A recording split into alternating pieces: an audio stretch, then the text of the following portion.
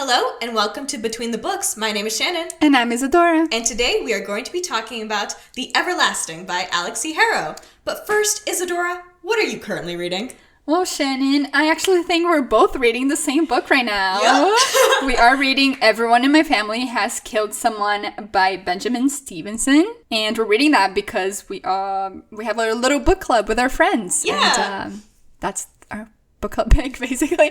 We usually don't like to discuss with each other our thoughts. So it's like a first thought review when we have our meeting. So we're not going to go too deep into it. I'm almost done and Shannon has just started, right? Yes.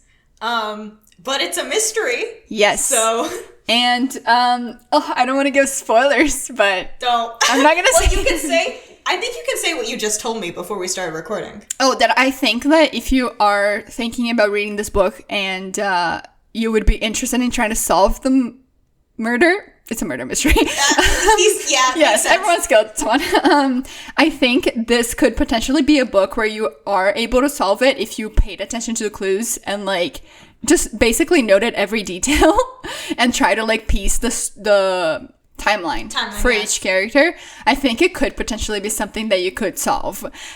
But it's hard. It would take time and you would have to pay attention, but I think it could. So if anyone's interested in trying to solve that, trying to find a mystery where you can actually possibly solve it, that's fun. I think all good mysteries are like that. I don't read a lot of mysteries. I want to read more mystery, which is why I pitched this book for our book club.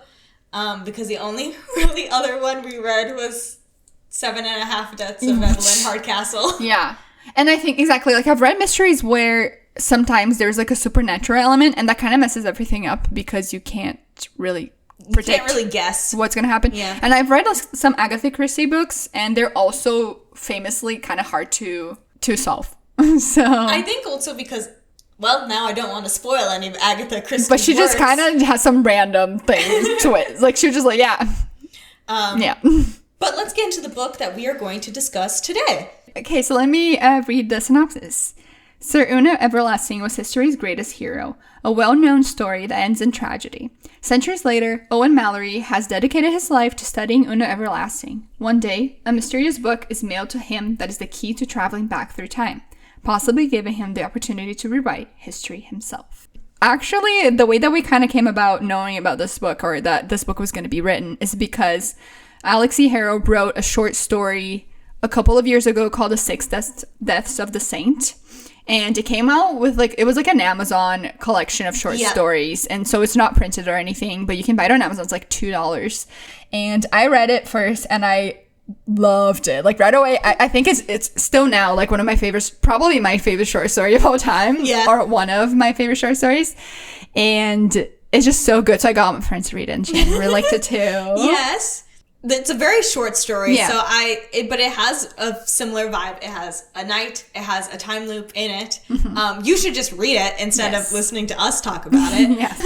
Yeah, because if you read it and then you're like, ooh, I want more. Guess what? Guess what Alix E. Harrow did for you. Yes. And it's not the same story. It's not necessarily the same characters or anything, but it's very inspired. I guess she just wanted to expand on that idea and she just came up with this book. So what are your general thoughts about The Everlasting? I loved The Everlasting. I think it really met the expectations. I think, especially from, you read the short story and you're like, I wonder what this would be as a full novel. And I think that did match that vibe and the style. And it just felt it's one of those books where you read and you're like, this is exactly what it should have been. This, it's almost like a pre-existing book. Because I think writers always talk about this story where it's a book that you're writing you should be digging and you're like, no, this has always existed. It's you're excavating a story that's always existed. Mm-hmm. And I feel like this book felt like that, every detail, and we're going to go more into detail later, but every detail, everything that will come up, you're like, yeah, obviously this is what's happening because it's always meant to happen. This is just... And isn't that the time? Yes, this is the time, but it's every detail and everything. There's not ever a point, really, where I would read something and be like, oh, I wish it hadn't been this way, or I wish this should have been different. No, it was always meant to be this, I think. But yeah, Shannon, what did you think? So, this might be my favorite book of all time, which is crazy. I feel like I really, really enjoyed this book. I think even after the first loop, I went, if Alix E. Harrow can tell some kind of coherent story with this, it'll be a 5-star. Yeah. And if it's a good story, it'll be my favorite book of all time. Yeah. I really enjoy Alix E. Harrow's other works. Have you read? No, I've only read the short story, and that was the only. So you haven't read any of her other full-length novels? Mm-mm. So I read all of her full-length novels. This is her 4th book, and I've read 10,000 Doors of January, which was my favorite book of hers, and also one of my favorite books I read the year that I read it. I think it was 2020, I think like so. that. Like, when it came out, I read it, and it was, like, my favorite book of the year. And I read The Once and Future Witches and Starling House, which are both well-written, but I didn't enjoy the plots of them that much. But even, like, thinking those books are subpar, I was like, is Alix E. Harrow my favorite writer? Because she is just that good, guys. And with The Everlasting, it was on my mid-year freakout tag as my most anticipated book of the year. And it's crazy, like, it truly is crazy to read a book that you're so anticipated for and it nailing it. Yeah. And being, like, even better than I had hoped. All this to say, it's a very well-written book. It's very good. I think you should stop listening to this podcast and go read it if you haven't. Yeah, you're generally, like, this is generally a book that you're like, that we're like, you will like it. I feel like, I mean, if you like fantasy, I don't know why you wouldn't exactly. like this book. I think, like, obviously, like, people have different tastes, but I feel like, at least, not even taste-wise, I just know that this is a good book. Like, it's not, like, I know, I don't doubt myself in that. That I'm like, oh, maybe it's just my bias or, like, my opinion. No, it is a good book. There's lots of books that I like and I'm very aware of their flaws. Yeah. And obviously those kinds of things chalk down to, like, personal preference. But I just think if you generally enjoy fantasy books, like, if you just are even interested in the genre, you should give this book a shot. Yeah. And, you know, right before, you didn't fully word it like this just now, but we were talking about this before, and you said that, like, this is, like, how are you gonna ever read another book that will top something like this? I've been in a, like, coma for the last week, folks, because I've been trying to read our book club book. Honestly, I'm so happy it's just a different genre. It's a different book entirely. It's non-comparable. Because I need that, because I know the next book that I read isn't going to be The Everlasting by Alix E. Harrow. I'm never going to read The Everlasting by Alix E. Harrow for the first time ever again, and that saddens me. And I was just thinking about how Alix E. Harrow feels, because she's never going to write another book that's like The Everlasting. Like, she just, I mean, maybe she'll write something better. Never count her out. Who knows? Never count her out. No, Like, but also, like, that's such a crazy thing to beat now, because it's like a masterpiece, honestly. So I feel like we're gonna sound like, no, but guys, seriously, this book is just that good. It is. But let's talk about why it's good. Yes, let's talk about that. So, I mean, obviously the writing style is so entrancing. On paper, this book is very hard to write. Oh, yes. If you couldn't tell from the synopsis, it is about a time loop. Yes. It is a time loop kind of story. I love time loops, by the way. It is one of my favorite genres. I love it too. I think it should be in more media after reading this, but it has to be good. Yeah. That's the it's criteria. Hard. Because it's hard. Yeah. In the acknowledgements, Alix E. Harrow says that there is a 27-page document to keep track of the time loops. And that's just the kind of prep that you need to write a story like this. And it's crazy how well she did it. Yeah. Just her general writing, I enjoy, and it's very similar to, like, some of the other books that she's written. It's not overly flowery or anything, but it's well written. Also, like, a big part of this book takes place in, like, a medieval setting, like an Arthurian style inspired story or, like, setting. The way that she wrote it almost feels, apart from the parts where it's, like, a bit more modern, the way that she wrote it, it feels like a book that you could have read back then.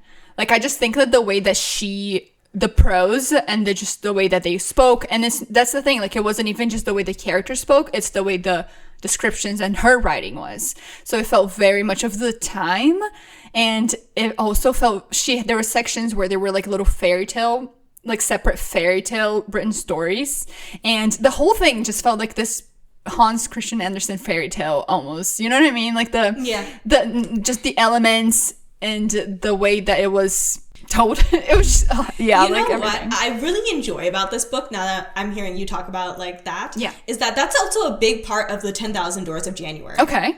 A brief synopsis of that book. It's her debut book. But it's about a girl who finds some fairy tales. Oh, yeah. And about how she realizes that the fairy tales are, like, they're affecting her life, basically.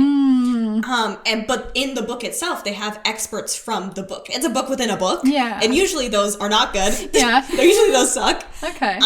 But I think it's done really well because it's Alix E. Harrow and she's writing like a fairy tale. So I think, if anything, this book is the most similar to 10,000 Doors of January. But what I really like is that you can see her progress. Like, there's elements I can see of all her other books in this book. Yeah. And it's truly just a masterpiece of the craft. Yeah.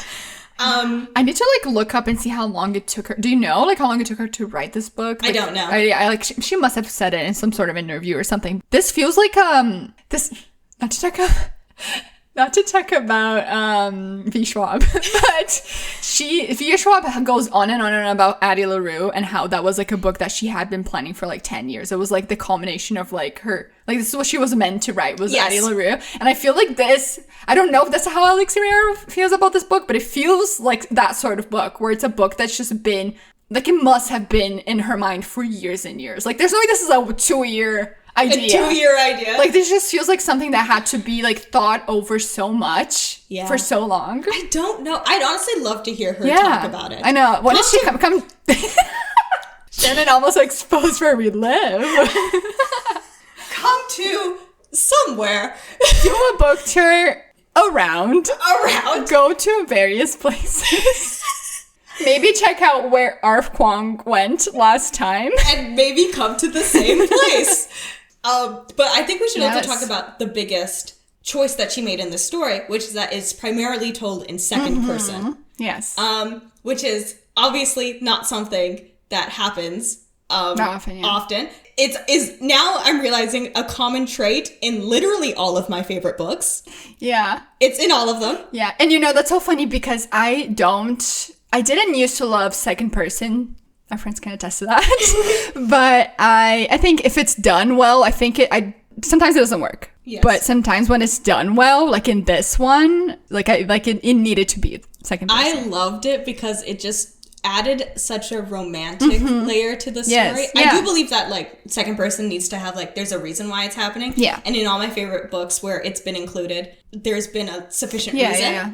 And it's not just been like stylistically, but also because it serves the story. Are you talking about like the Night Circus and also Harrow?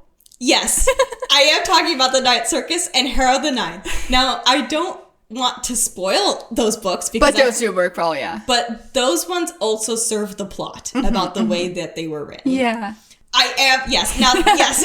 Exposing Shannon's favorite books. Exposing my books. But you know who also loves Tamsin Muir? Alix E. Harrow. So I think I'm in the clear. I think I know where she got it from. So this book, as you mentioned, takes place over 2 different settings. One that's like a medieval Arthurian style setting, and the other which is like a modern day kind of post World War I stage of like technology. Yeah. And also political climate. Yes. And also just like, this is not our planet. Like, this is a different land. Like, yes. Like not planet. It's just a different world. Because when I started reading it, that took me a while to like I was confused because it felt like our world for a bit. Yeah, it's like an alternate modern reality.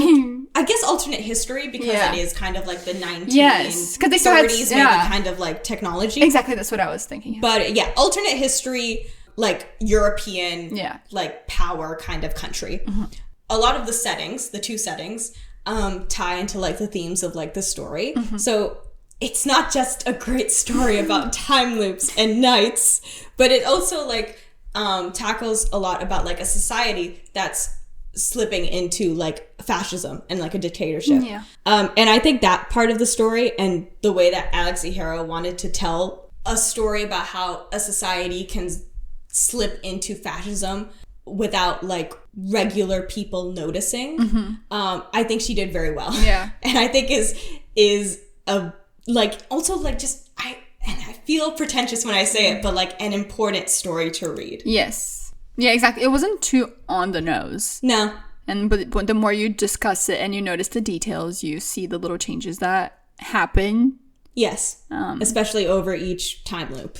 Yes. Because every time they do the time loop, the settings, both settings, the past and the future, slightly change. Yeah, because like a big thing that we talked about when we were reading the synopsis that they are trying to rewrite history. Yeah. Or like for some reason or other. Yeah, a big theme in this book is like who tells history. And like the oft mentioned like history is told by the victors is very much present in this book. And also just the way that history is changed by the way that it's written. Yeah. Is a very, very heavy theme in this book. And how that's used, like how history is used to control the present. Yes. Like we see that a lot on the first loop. Yes. With Ona. And, yeah. So it's crazy. Again, it's like the story always existed. Yeah. The story always existed. Because what a great way to tell a time loop story. To also tie it to themes of like colonialism and like empire. And like it is the perfect metaphor to tell the story that she wanted to say and deliver the themes that she wanted to. Like it is all perfect. And to take like the time loop trope to do that. Yeah. I'm like, wow, that's crazy. I know. It's so impressive. Like every podcast we do, we try to do a themed activity based on the book. Keyword tried. So what happened this time? What happened? Okay, so yeah, like I think the main one that right away, even before we started reading the book, we were like sword fighting. This makes me sad because we planned this so long ago. We did. We like months ago. I feel like we're like, when we read the Everlasting, we're gonna go sword fighting. Yes. Because like if you heard our Sunrise on the Reaping episode, we did axe throwing, so that was really fun. So and then we saw that they had sword fighting classes, and we're like, this is perfect. And then we booked it. We got our friends together. We're like, we're gonna book for this Saturday. Friday morning comes around. I get a message. Shannon is sick. Shannon cannot make it to sword fighting. So I reschedule it on the Friday morning. Friday night, I basically fracture my finger. Yep. At a party. And you know what? I'm not gonna lie. This does make me feel a little bit better. Yeah. To know that we never would have gone sword fighting. No, exactly. It was not just you. It was both of us. I messaged Shannon. I'm like, thank God we rescheduled this because I think I broke my finger. I was like, okay. I didn't, but I could not use my finger. So, and I had rescheduled for the following weekend, and I just had to cancel because I've been wearing a splint. And now today just hit the 2-week mark. And I took out my splint, but I still can't use my finger that well. And we were trying to think about the activities. Yes. And all of them, you kind of have to use your hands. So, it's kind of hard not to use your hands. But Shannon has an activity that she's done before that would have fit really well with us. Yeah, so something I really wanted to do with you, and are still going to do. Yes. As well as the sword fighting. As well as the sword fighting. We are going to do it. Is bookbinding. Yeah. So I've never done bookbinding. And they were doing classes at the community center that's next to us. And I went, oh my God, we should do it. And so we went to a Coptic bookbinding class. When she says we, I'm not in the we. By we, I mean not Isadora. Me and my partner went.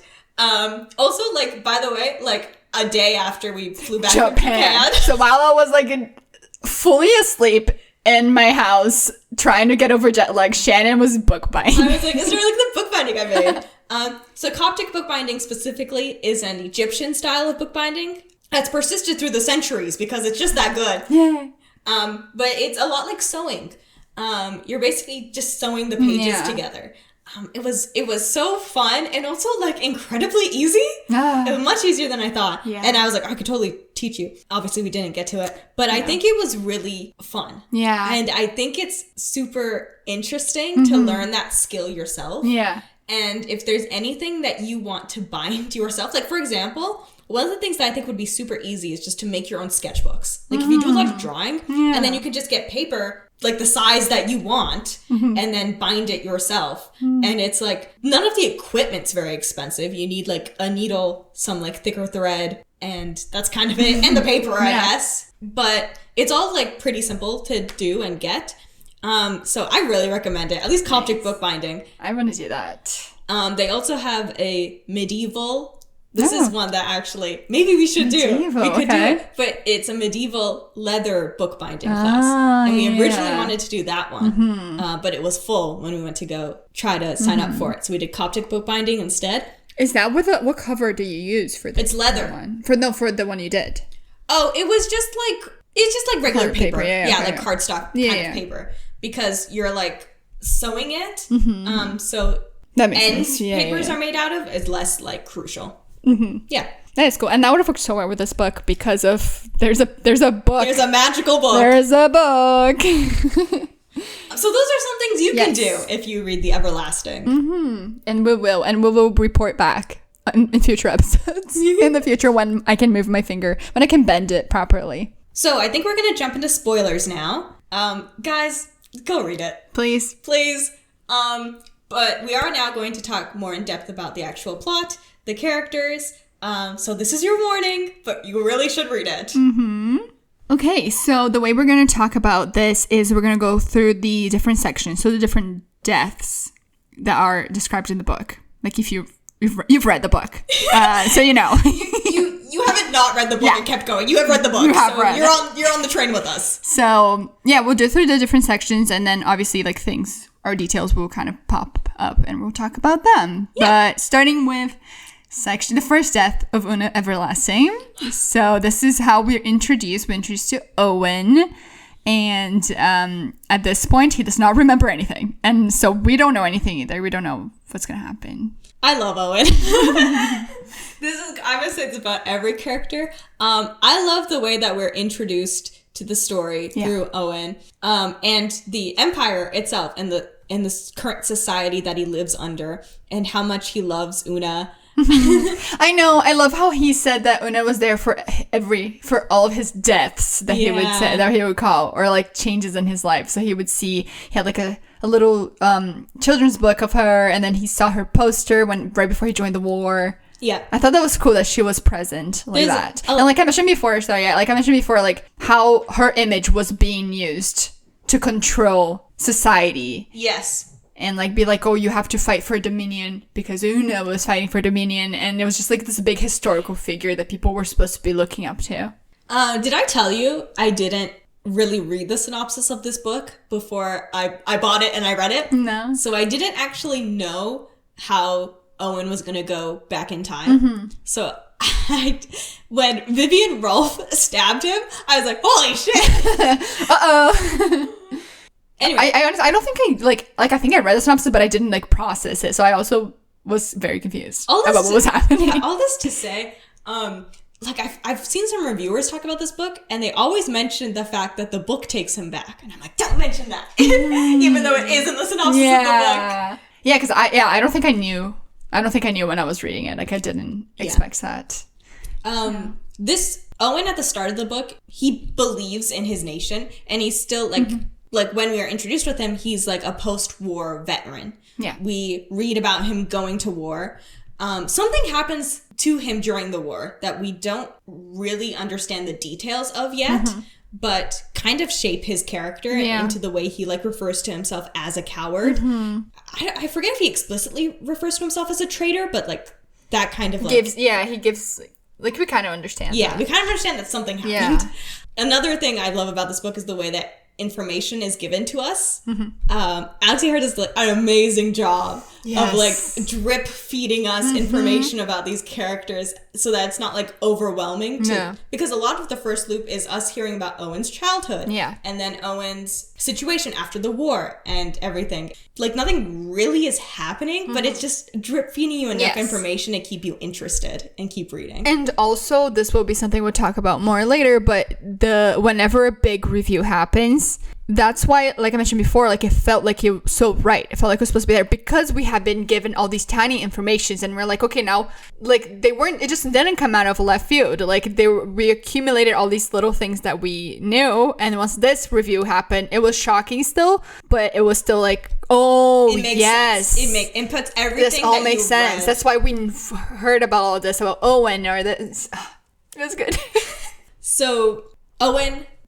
He gets his magical book that he doesn't know what it is, but what it is that it's the original, or what he believes to be like the original text talking about Una Everlasting. Yeah. I think it's interesting, and just came to me, how he says that this book shouldn't exist, even though there are translations. Yeah. Like, I think it's just because they don't know where the original is, and I guess this is supposedly the original. Yes. But it's just funny that he's like, this book isn't supposed to exist. Because, yeah, they have translations through histories, but every translation is different. Like, it sounds different. There's, like, a different twist in the narrative. And Owen just happens to be really good at ancient mother tongue. And so he's like, I'll just start translating this right now.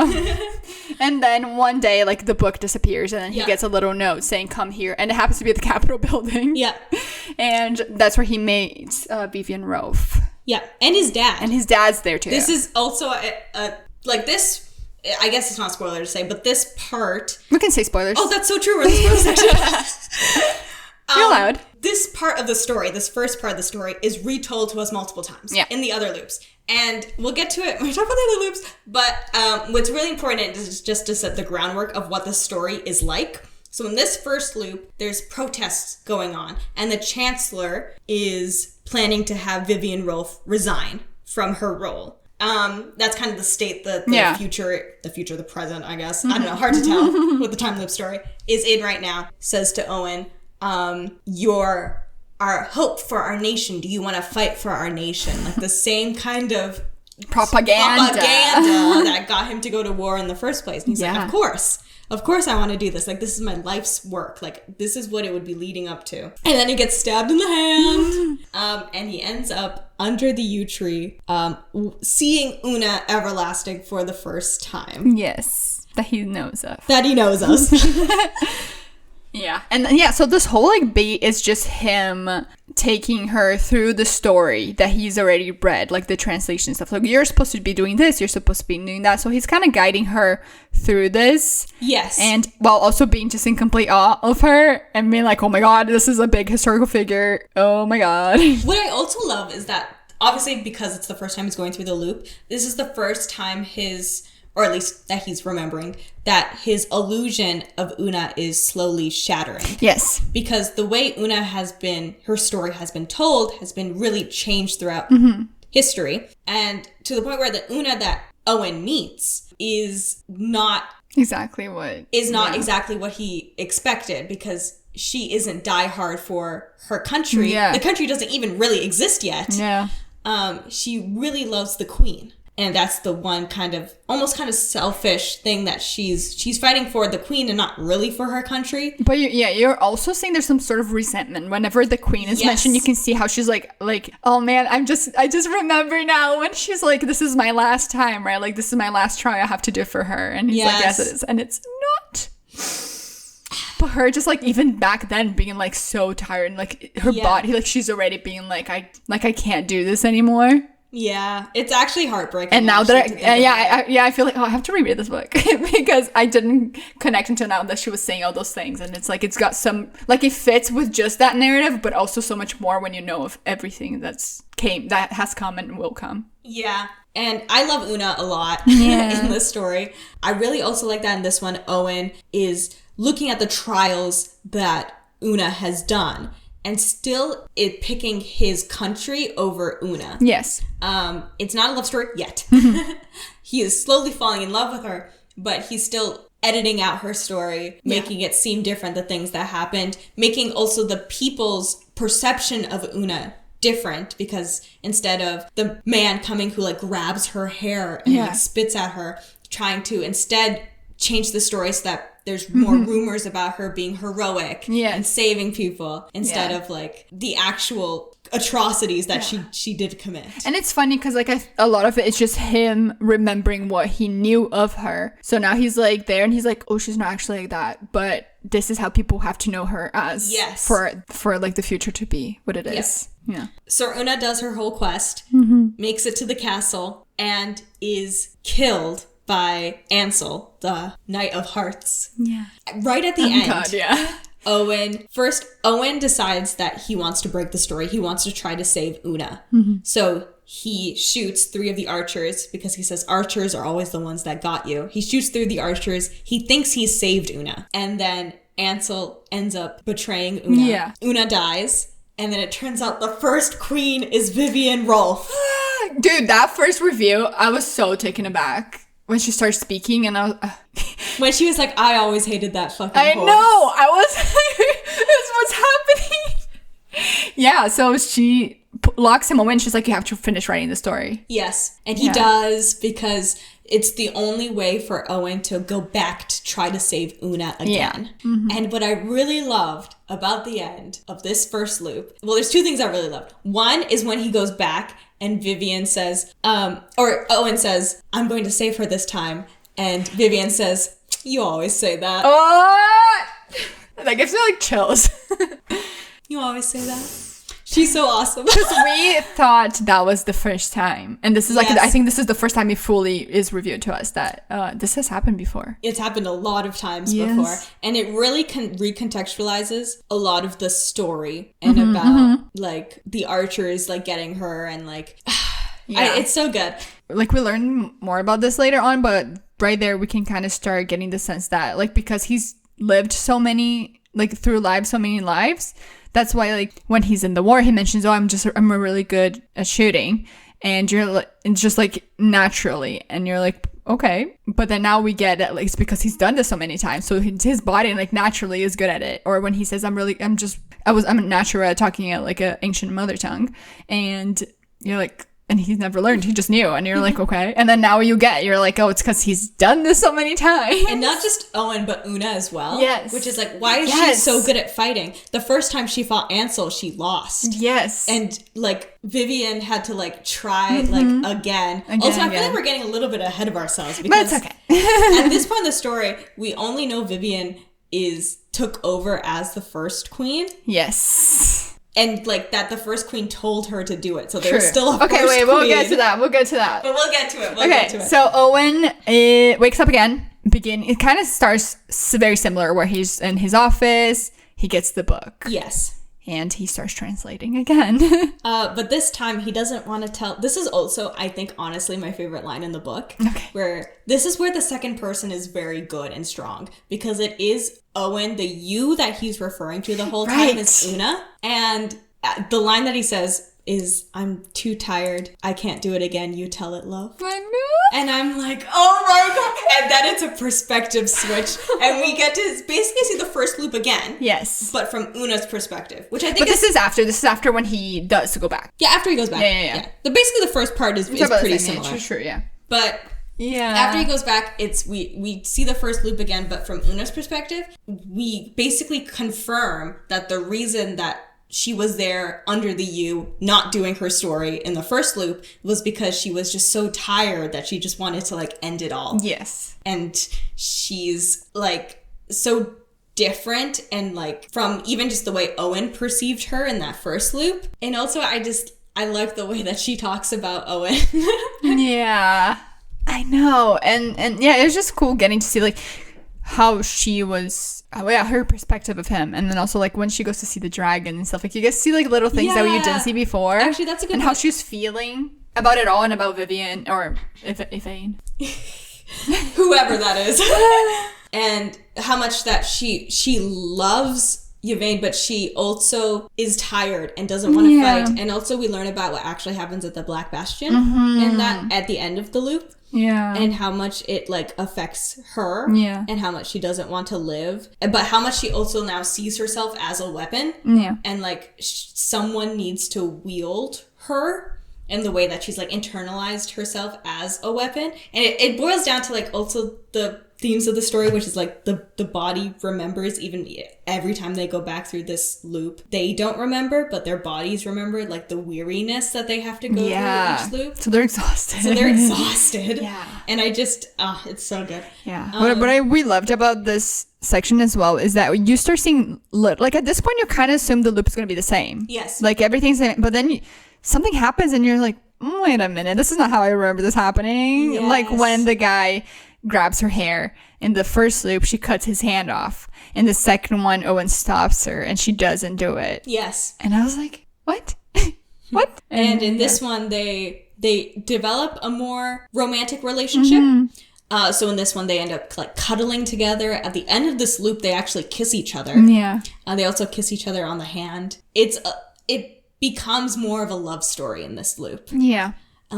Which I think is very like I liked their relationship. Yeah. I thought it was really cute. Mm-hmm. And then at the end, it like they kind of try to Owen kind of tries changing it, or things change a little bit. Like she kills Ansel, and you're like, oh, okay, so this is not gonna happen the same way. But then she ends up being stabbed anyways and dying. And then Owen's taken away as well, and he doesn't want to write the book. But then he just knows that like he has to write the book if he wants to see her again. Yes. And so he does. And now we get to the third death. Again, Vivian. Of Una Everlasting. The queen. Mm-hmm. She was like, Owen's like, gonna save her. I'm gonna do the loop again. And then Vivian just going, this will be the last one. Oh, yeah. Like, you're not gonna do it again. Oh. You're not gonna do it. Yeah. I love this loop a lot. Yes. So this third loop is when things are like at their most dystopian. Mm-hmm. They're at the most dire. Because in the future, also, I actually forgot to mention this in the second loop, but in the second loop, before he went back in time, the future had changed, obviously, based off of his actions in the past. And the society, like, Vivian became chancellor. Mm-hmm. So she wasn't just, like, going to be ousted by the previous chancellor. The actual chancellor was assassinated in that loop. And then she becomes, like, she's about to become chancellor. And there's a lot more worry about like the authoritarian nature of like the government in that loop, and it's really amplified in this third loop, where I think they announced that not only is Vivian going to be chancellor in this loop, but they're like bringing back like the monarchy, like she's going to be queen again, because she made Owen on the previous loop write that if someone found the crown and it was the crown and something else. Was it the sword? It might have been the sword, yeah. Yeah, if they found it, then that would be the true queen. The monarchy ended, but then now in this future, it gets found, and everyone's like, oh my god, just like the legend. And so she gets like, she's supposed to become queen. And not only that, this is because Vivian's kind of reached like this height of power when Owen's going through the motions and he receives the book this time. It's slightly different because in all the previous iterations, the book has been blank and Vivian has been, you're the person who has to write Una's story. Except this time, Owen receives the book and it's not blank. Why would it be blank? That wouldn't make any sense. The shock. Yeah, so she makes him translate it, but this time he's like in her office. Things are different, and then it keeps going. Like he publishes the book, there's a book tour, and the main reason for this is to spread that word so that people are aware that once they find the crown, she will be the queen. So she wasn't really planning on sending him back. Like that was it. And like some things are just, he like doesn't know where his dad is, and people are acting weird, and he's the Professor Sawbridge, who he had like a connection before, like she was traveling she's kind of missing. I think she's also implied to be like a prisoner of the state. Yes. Well, but then she comes back, and then that's when she talks about how she's the one that found the crown. Yeah. But then she also found something else. She found like a little it was just a wrapper. It was just cigarette. Wrapper of the cigarette that Owen always smokes. And and the crown was found in the tomb of Una Everlasting, by the way, a tomb that has not been opened or discovered in centuries. And so why is there a wrapper there? And so that's because Owen left it there on the previous loop. And she's already like, and then the professor's just like, there's something up. There's something going on. What I like is that Owen also at this point realizes something is wrong, starting with him realizing the book is full and just like things are slightly off for him. And it's not just him, but also like his coworkers who are like, something's off. Something feels wrong. Exactly. Like he's not the only one noticing it. Yeah. Other people are noticing Professor it. Professor Sawbridge is like, something feels wrong. Something feels very wrong. And Owen left himself a cipher that only he knows because his dad taught it to him. And he, using that cipher, uncovers something that his previous loop left him. Yeah. And now at this point, Owen remembers everything. Was it Meet Me under the U? Meet me under the U. Beneath the yew tree. Oh, which is what Una says to him. Every time before she dies. Yeah. And so, he remembers everything. And then he's like, well, I gotta go back. And he goes to find his dad because his dad knows how to break into the chancellor's bedroom. And his dad's like locked away and everything. Yeah. And, which kind of goes along with the thing that you're talking about, how like the government and things are like the fascism of it all. The eeriness of these, the great things that, again, this is what I was talking about in the non-spoiler section, but it's such a great illustration of like what happens to people under authoritarian governments. And how in the first loop, it was just a protest that Owen and like Owen's dad was participating. It was just a protest. The second time was also just a protest, but the state sent out like riot police because the assassination had just occurred. Yes. And like, so the protesters were arrested, probably even killed. At least that's what I thought. I thought Owen's dad died in the second loop. In the third loop, there's no protest because all the dissenters had, at least in my reading of the text, not necessarily supported, but like what I think, because there's no protest in the third one, because all the dissenters have already been arrested. Yeah. Because Vivian has full control. And it's so dystopian, and it was so bleak to read that, honestly. Yeah. But this is when he goes to the bedroom, and we find goes to the bedroom. We find out things. So Vivian's been every queen. So Vivian has been everyone. That's not even the first thing that gets reviewed. The first thing that gets reviewed is that, because he starts noticing that every translation came around at the time of a queen, and every translation had a certain difference. For example, one of the queens, she was like, she didn't want to get married, and she wanted to be like, she didn't want to, I think she was being forced into marriage or something, and she wanted to like not do that. And then so that translation that came around that time made Una like this virgin saint. Yes. And so that kind of helped with that queen. And then there's another queen that was in war with like this country and try to make like the hinterlanders more like the... And then you're like, oh, so every translation was like to change the history at that time, and now this is changing. Like, this has always been like this. Yes. And then it gets revealed that Vivian was just always the one orchestrating everything. Yeah. It's so crazy because it gets crazier, the reveals that happen, but it's like, oh, of course, this makes perfect sense. I'm like, actually. Like that Vivian would be everyone. I was like, of course it's not just that Vivian showed up at the right time to be this one queen. It's that, no, she's orchestrated the entire history of Dominion. Dominion exists now in the way it does because of her. She made it. And the amount of work that she put specifically to get here, because now you realize that Owen isn't even the first person she sent back. She sent Harrison, his coworker, who died the first time and didn't really get very far. And the really, really minor things, like Una is supposed to have this sword that like is... It's like Excalibur. It's like Excalibur, yeah. And it like never rusts. It's like perfect, never chips. And... anytime she like has tried to get rid of it, Una said herself, every time she gets rid of it, it reappears in her room. And then you realize that that Vivian just had a bunch of swords made, and every time had to go replace the sword. There's no magic. It's just time travel, but there's no magic. Yeah, the only magic is the book. Like everything else is orchestrated by her. Yeah. Dude. How do you think about that? How do you come up with this idea? At this point, I was like, Vivian is one of my favorite, like, probably my favorite villains. Because the other thing is that she is so, like, calculating for the amount that she's, like, done this. But she's also not, like, wholly evil. I'm not defending her. Yes. I'm not defending her. But you understand her viewpoint and why she is doing this. Yeah. Because, she's not doing it for the sake of being evil. She's doing this because she has the ambition to do this. I think she is also just an addict. You know what I mean? Like, I feel like because she's done it so much, like and it's crazy that she just doesn't get tired of it. I'm like, it got to a point that I was like, dude, just stop. Like, go live your life. Like, go do something else. Why do you want to be in power for this much? Like for this amount of time, for so much work that she's putting into it. And like, what is she gaining from it? And honestly, not that much. Like, what is she gaining? She's just like, just the power.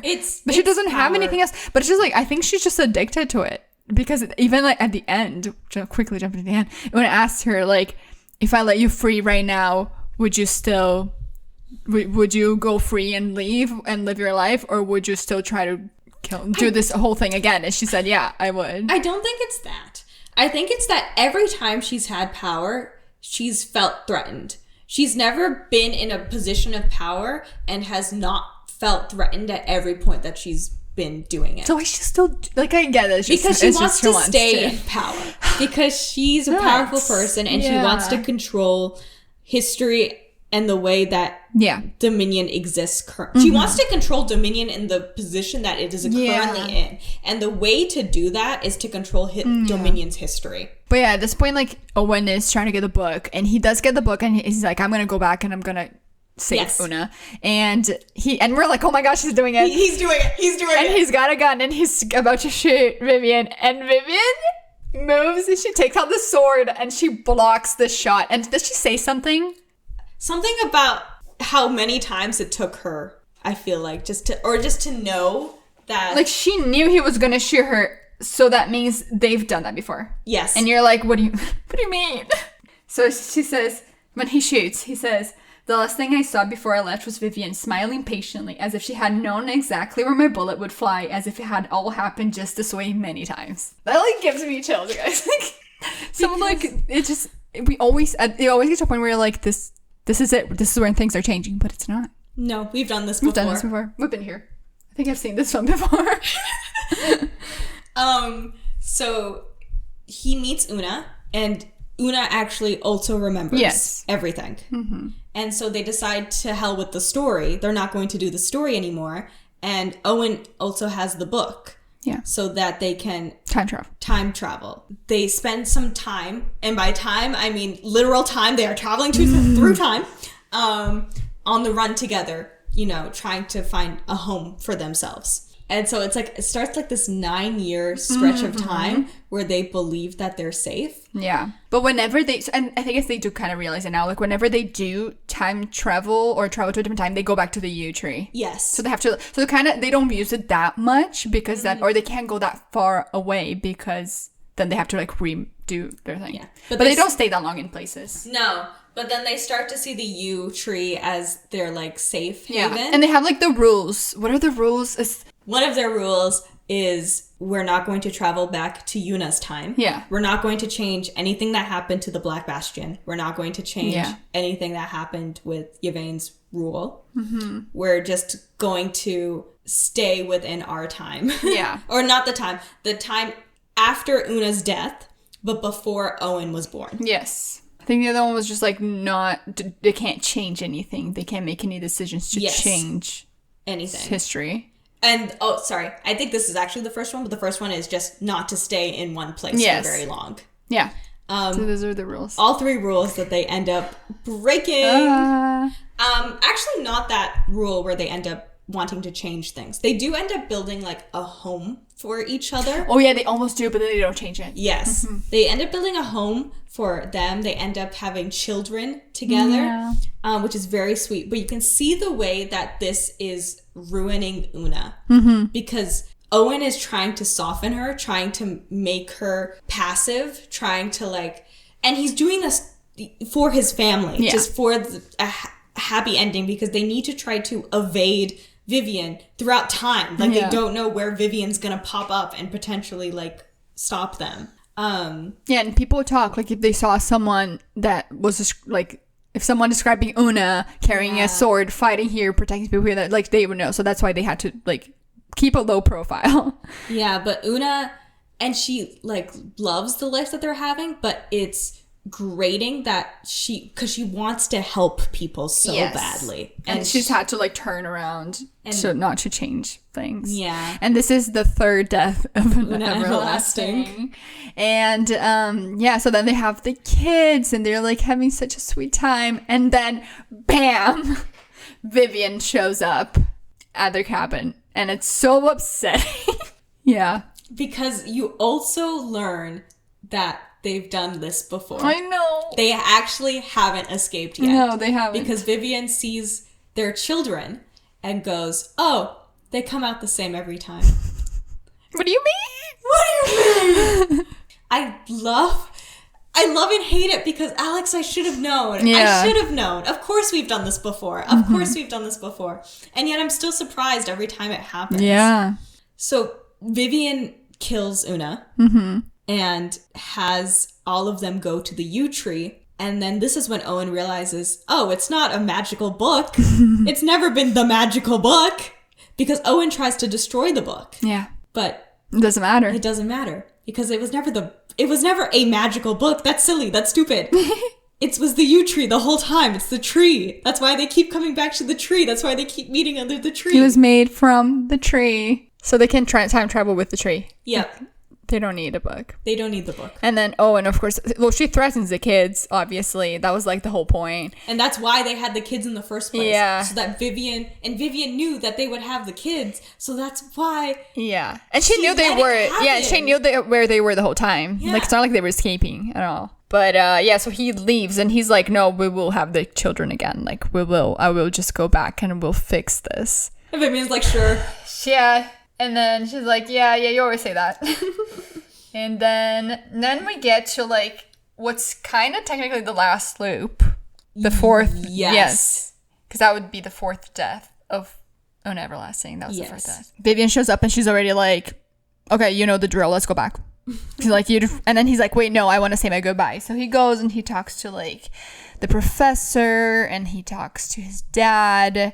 Things are different. We don't have to go that much into it, but yeah, things are. Do you have anything you want to say? I mainly wanted to take this point to like talk about the secondary characters because I liked a lot of the secondary characters in this book. I really liked Sawbridge as a character, as like someone who is in academia but like not as entrenched in nationalism as Owen is, and realizes like how grave the situation is and is trying to leave the situation because she is directly hurt by the Empire because of her relationships. And I just really enjoyed her character a lot. I like Owen's dad a lot, as like Owen also at this point is very estranged from his dad, and then Owen sees his dad again. Is like, oh, this whole time when we had this fight, were you trying to pick the fight with me? Yeah, he's like, are you trying to pick a fight with me right now?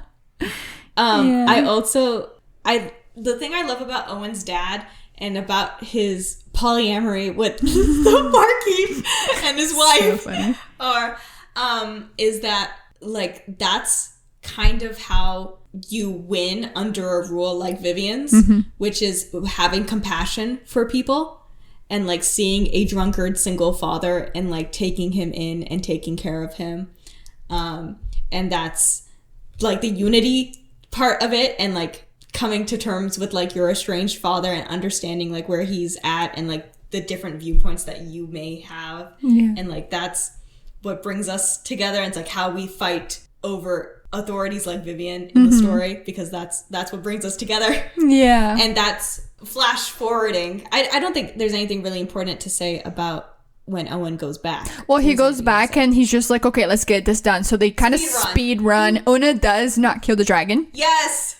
Yeah. I love that. Which Una's is like, nice. I don't need to kill the dragon. I know where the grail is. Yeah, so that's cool. And then they go back and they're like, okay, let's just get through the motions. Except they kind of have a plan. Yes. And she brings the horse in. She's like, she kills my horse every time. She's not killing him. Oh my god. I also loved that. Yeah. Oh, and then like they're fighting the hinterlanders, and they're like, she's like, why are you fighting me? Like, what do you have? And he's like, oh, we've seen the future. We don't really understand, but she showed us this thing from the future that like this vision that Dominion, we're gonna be more with Dominion. Dominion's gonna be like taking control, and blah blah blah. And it's all because of you.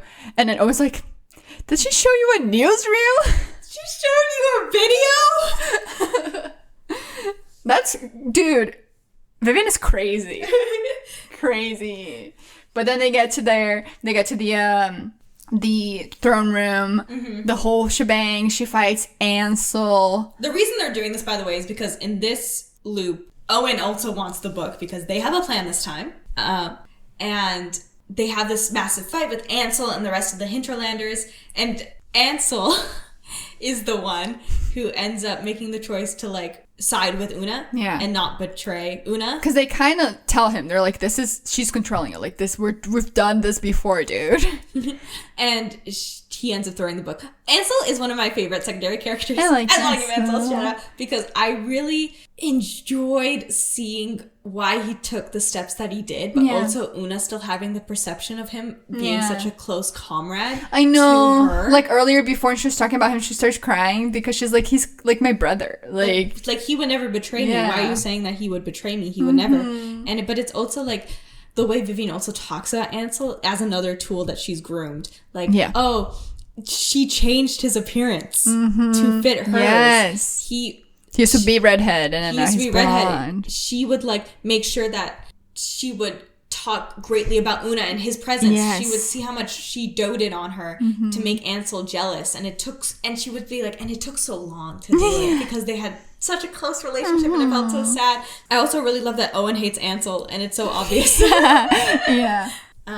Anyway, so I liked that Ansel got that moment to like break out of his story. Yeah. And also like sharing that. So both Una and Owen loop again for what they think is the final time. And their plan was to go to the very beginning before the yew tree was even a tree at all. And get rid of the tree. Yes. Get rid of the seed. Yes. But then they get there and they're holding this stone. And this young woman comes in and she's talking all strangely. And she kind of reviews that the stone is actually a dragon's heart. Yes. Which kind of makes sense with the whole story and like the everlasting of the tree and all. Yeah. But they realize that the young woman is Vivian. And it's her timeline. So we've, at this point, assumed that Vivian was from Owen's timeline. Yeah. But she's not. She's actually the one who planted the tree. She's from the very distant past. Again, crazy. I know. Obviously, of course. Of course. It makes sense. Yeah. But it doesn't. But it does. We also like didn't mention it, but this is like we'd already known this at this point, but it's like basically confirmed that Vivian's the one who gave birth to Una. She's her mother, and so she did all of this to her daughter. Yeah, which is cruel, crazy. Yep. And then I like that when they were talking about, she's like, "That's my mother." He's like, "No, that's not your mom." Like. This is what my dad did for me. This is what you did for your children. That's not what a mom does. And like, I thought that was really nice. There's lots of different ways families portrayed in this book. And I think it does a great job of showing both that your family isn't necessarily the people that you were born into, but also the love that parents will show their children. Yeah, the different ways. Yeah.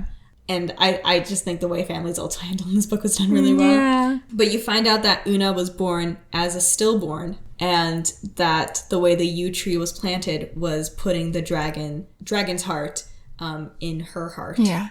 And that's how it starts. Yeah, so that's why how we know that her two fathers find her on the tree, like just a baby on the tree. Because she was reborn with the tree. And that's how dragons are born too. And it's another thing where it's like, well, of course that's why Yvain wanted all the dragons to die. Yeah. It's not just for the story. Like, it's like, it makes sense when you read it the first time because you're like, oh, it makes sense for the mythology of the story to have Sir Una be the dragon slayer and to kill the last dragon. It makes sense for the propaganda of history. But also, it served a narrative purpose, which is that Yvain needed all the dragons to die because no one else can have this power. Yeah. But yeah, they're there, and they think they finally got it, to be honest. And then, of course, Vivian just puts a knife to Owen's throat and tries to force them to go back. Yes, and Owen realizes like, oh, we've also done this before, which is crazy. Like, we're back again. They've also done this before. And he is like, I'm gonna do the one thing that I think could stop this, and he kind of moves his head so that the knife goes through his throat and he dies. Yeah. And I also love this as a final thing to finally end this loop. Yeah. Because throughout this whole time, Vivian has underestimated Owen. But yeah, she thinks of him as like a little side character, so sometimes she doesn't even look at what he's doing. No. So it's the one thing that undermines her story is that she couldn't think of Owen doing this and doing the sacrifice out of love. Yeah. Una kills Vivian. Yay! Get her! And then she just pushes her down the hill. She's like, I'm not burying this bitch. Like, she can rot. Yeah. But she does get the dragon's heart and she puts it into Owen and she buries him. And he becomes the tree. Yeah. And then she just stays there guarding the tree for years and years and years. Yeah. But the time is different. Like, sometimes she like she would feel like, time works different, like when you're at the tree. And sometimes she's like, sometimes I felt like I slept for 7 years. And she would sometimes go into the village and people would kind of hear about her. And she builds like this new narrative, this new mythos. Yes. Around her. And also she's no one and nothing. Oh, yes, because she would like kind of help the villagers and stuff, and they kind of she was almost like a saint again, but in a different way. And they would like leave offerings for her and stuff, because it's almost like she was a protector in the forest. And that was so beautiful. And you know what? This is giving Doctor Who, Rory and Amy. If you know, you know. Yeah. Rory waiting for Amy. Oh, this is waiting for Owen. But they managed to have like a happy ending. I know. And then he like, he finally comes back, and then they have their children, and then like Sir Anso shows up, and she's like, they're like reunited, and then her dads show up, and she's so happy. And they don't really understand. Obviously, they don't know. But the main theme of the story is the body remembers, which just kind of goes with everything. Like it feels right. So they even like end up living near them and like living, like being close to the children, because it's what it's meant to be. Yeah. Even if it's not exactly how it was before. I really love that everyone got to live in this story, and like literally all the other loops, Una's fathers die. Yeah. There's never one where they're never on screen or on the page. On screen. But I love that they made it in this one. And we never see how the future was affected by this past. Yeah. Because they stay in the past. Mm-hmm. But at the end, we know that Owen is traveling back to the future as well to see his father and Professor Sawbridge. And taking books out of the library. Because he's still renewing his library books. Oh, I love that. I just loved the whole... Because then they talk a lot about how they would call Una the Green Knight, which also leads back to like Arthurian legends. And I just loved that ending. Felt like such a fairy tale to me too, and like how they were living there, and then people would come, like people who were lost or people who like didn't have anything. They ended up like creating this also just new community around them. I like that it was both that she wasn't a nobody, which is what they were trying to do in one of their loops, and trying to live a happy life by being nobodies, but they also weren't a story for a purpose, for history. She wasn't the mythology of Sir Una Everlasting, but she had a different name with a different story. Yeah, because she didn't want anyone to know the name, or you didn't want anyone who didn't know her to know her name. But then Owen uses the little cipher to tell us that her name is Ula, which is we kind of already got. It was the flowers that she was buried with, and it's so cute. Yeah, and it's just so sweet. And like I honestly, it's funny because the whole time I was like, I could feel how exhausted they were, that I was like, I kind of want them to die. Like, I don't know if you felt that way, but I was literally like I wanted them to have a happy ending, but I was also like, I think if they died, that would be a happy ending because they'll get to rest and not do this again. I see what you're saying, yeah. So I was like, because I know the ending was going to make me sad, and like it didn't, like emotional, I guess. And I wasn't sure what way it would be, like if it was going to be just an emotional happy ending or them dying. And I was like, honestly, I think I'm fine with either. Like, I do want to see them be happy and live, but I also can't see how freeing it would be for them to just let it go and die. So I was open to both options, but I did like this one. I like this one because, like, at the end of the day, it gives Una a life. Yes. It gives her a life. Yeah. Yeah, it would have been more tragic. Of course. Yeah. But I do like this ending a lot. I think it's really good. No. But yeah, that's our exhaustive summary. Ooh, this is probably our longest episode yet. But honestly, you guys, you got to read it. It's beautiful. No, you've read it. If you're at this you've read it. You have read it, right? But yeah, so we will hopefully be sword fighting and binding books in the future, and we will let you know how that goes. So if you enjoyed this episode, please let us know. If you've read The Everlasting, please let us know. We'd love to talk about it. You can email us at betweenthebookspod@gmail.com. You can drop a comment on Spotify. You can also follow us on Spotify if you want. That would be super helpful. Yeah. And our next book is going to be The Bear and the Nightingale by Catherine Arden, which we think is going to be a perfect book to read during the winter. Yes. But yeah, so thank you so much for listening, and we will see you next time. Bye. Bye.